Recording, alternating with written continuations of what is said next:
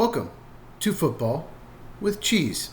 So we continue our offseason recaps. This one's going to be all about the Baltimore Ravens.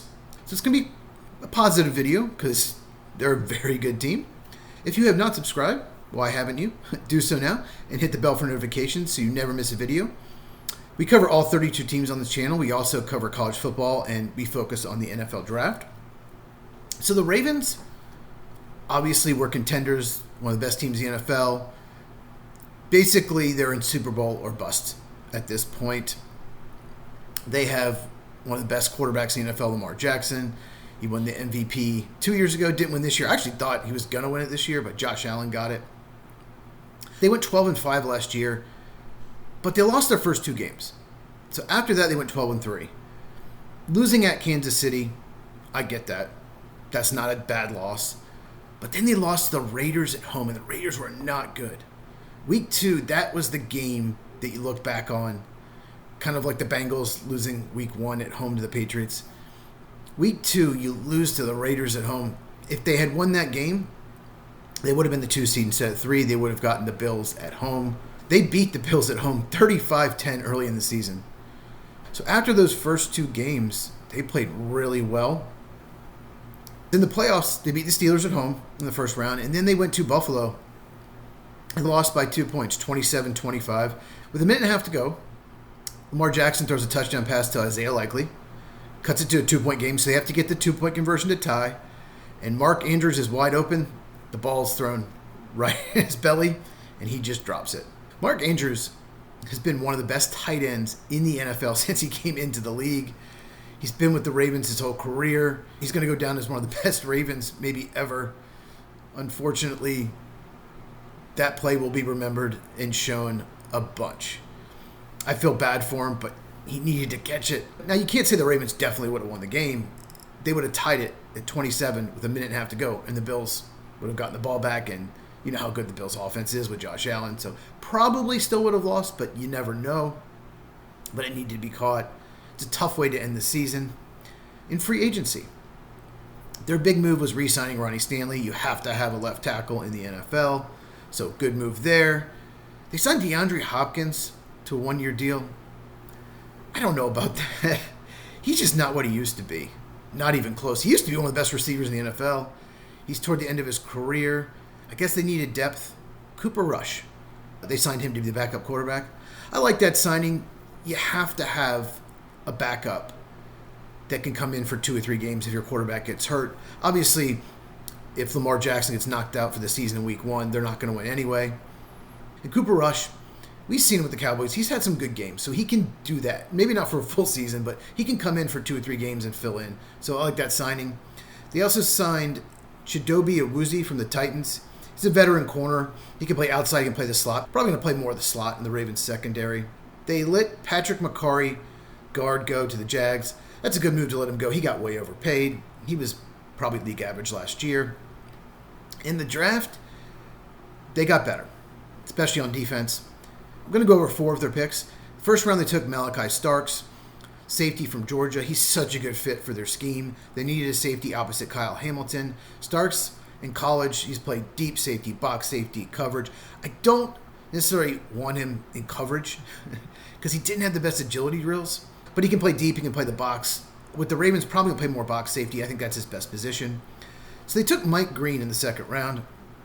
If you did not watch my AFC North recap video, if you don't know who he is, he was a UVA edge rusher, transferred to Marshall because he was accused of SA. He was also accused in high school. It's the second time. He's a top 15 talent in this class. I don't necessarily believe top 10. Some people had him that high, but definitely top 15.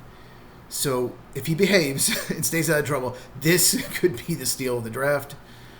They have another pick I'll talk about in a second that could be the steal of the draft. In the third round, they took Emory Jones, offensive lineman at LSU. He was much better in 2023. He had a down year. He struggled at times. In some games, he looked really bad. And I think he's better suited at guard, but going into the season, he was projected to be a first-round pick. So this is another pick that could be an absolute steal. I'd move him into guard. Maybe he can back up at right tackle, but the Ravens could use some help at guard. So that's about where I had him going. That's good value. And I want to mention Aeneas Peebles.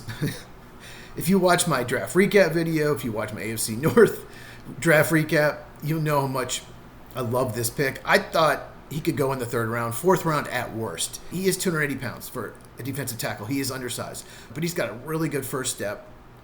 He is a interior designated pass rusher only, but he's really good at that. And guys that size that can rush the passer are getting paid over $20 million a year. So why didn't he go in the third or fourth round? I have no clue. So that could be the steal of draft. This draft, you could look 3 or 4 years from now, this draft could be epic. Undrafted free agent, I like Jay Higgins, the linebacker from Iowa. He's a guy that should have gone 7th round. And here's why. He's never going to be a starter. He's 220 pounds, maybe 222. He's maxed out physically. He's not going to put on more weight, so he's undersized. And he's not a great athlete. His workout was bad. He ran a 4.8 240. It's not good for a linebacker. However, he is a tackle machine. He's instinctual. He will be a core special teams player. I don't know why more teams in the 7th round don't draft players like Higgins. I guess the trend is we're going to take guys that are athletic but not good at football and hope we can develop them in the 7th round, take a flyer on a guy. But Jay Higgins is going to make this team. One of those guys that's probably going to play 8-10 years. But special teams only the 4th or 5th linebacker on your roster. But I want to take guys like that in the 7th round. Use the 5th or 6th round to take flyers on guys that have talent that just haven't figured it out yet. So really good signing there. Important players, pretty obvious. They have a lot of good players on offense. Lamar Jackson, one of the best quarterbacks in the NFL. He's just so good. He can pass, he can run. He's got wide receiver athleticism. He's one of the favorites to win MVP every year. Derrick Henry, running back. He's a Hall of Famer. Just an absolute stud. 250 pounds and has deep speed. Just an absolute beast. Mark Andrews and Isaiah Likely form the best tight end duo in the NFL. Despite the drop, Mark Andrews is terrific. Isaiah Likely really had a good season, breakout year for him. And he's a better blocker than he gets credit for. He's only 240 pounds. I don't know how he fell to the 4th round.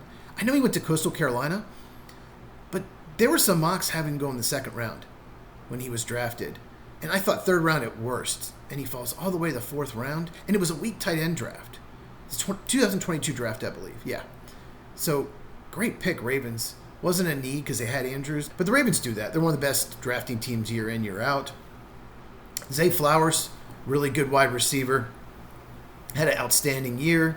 Ronnie Stanley, we mentioned him, left tackle. Tyler Linderbaum. He's now going into his 4th year. He's a center, 1st round pick. He's just good. He's been good all 3 years. Since he came in the league, he's been one of the best centers in the NFL, maybe the best run blocking center in the NFL. Kyle Hamilton is probably the best safety in the NFL. He's that good. He can do everything. He can cover, he can tackle, he can blitz. Just an absolute beast. Marlon Humphrey and Nate Wiggins form a really good cornerback tandem. Their secondary is looking really good this year. And the front 7, it's not weak, it's just solid. I'll say that about their front 7. It's a solid group. Obviously, they added Mike Green in the draft, so they improved it there. Questionable thing about the team. Maybe going defensive back 3 straight years in the 1st round and also went center. So what the Ravens do is they take the best player on their board regardless of position. They don't care about positional value because some teams will not take safeties, corners, centers in the 1st round. That's all they've done the last few years. They don't care. They're taking the best player regardless of position. So those picks have worked out, so you can't fault them for that. Some teams have made mistakes focusing so much on positional value, so I applaud them for that. But guards, probably their biggest weakness on the team. Breakout player, they don't really have a great candidate for breakout player because they draft guys that help them right away. They rarely take guys that need a lot of projection early in the draft. They will later in the draft. Like the Bengals, Colts, Packers, teams like that, sometimes will take just a freak athlete in the 1st and 2nd round and hope they develop. Maybe not a finished product. But the Ravens typically get a lot out of their rookies. But I'll say Nate Wiggins, he had a good rookie year. The reason why he fell in the draft to the late 1st round is because he was 170 pounds at the combine. Some teams will not draft a corner under 185 pounds. They just won't. I saw a writer on X, a Ravens writer, Say they think Wiggins is up to 180, maybe 185. Because Wiggins is tall. He's 6'2", so he can probably put more weight on. So if he does get up to 185, yeah, he could have a really good season for them. Just a great secondary. And the Ravens just have one of the best rosters in the NFL. They're going to be one of the Super Bowl favorites. The schedule's pretty rough, though. Obviously, they play a first-place schedule because they won the division last year. And the division is tough, AFC North, and they play the NFC North as well. 3 teams made the postseason last year, and the Bears are improved. So the schedule is really rough. So it's going to be tough to be the number 1 seed. But they absolutely could do it because, let's be honest, they're loaded. So what do you think of the Ravens? Are they your favorite to represent the AFC in the Super Bowl? Comment down below. Share those with anyone who loves football as we grow football with cheese. If you like this, please give it a thumbs up. Really helps out the channel. Check these out if you have not. Make sure you subscribe and hit the bell for notifications. And I'll see you in the next video all about the Cleveland Browns.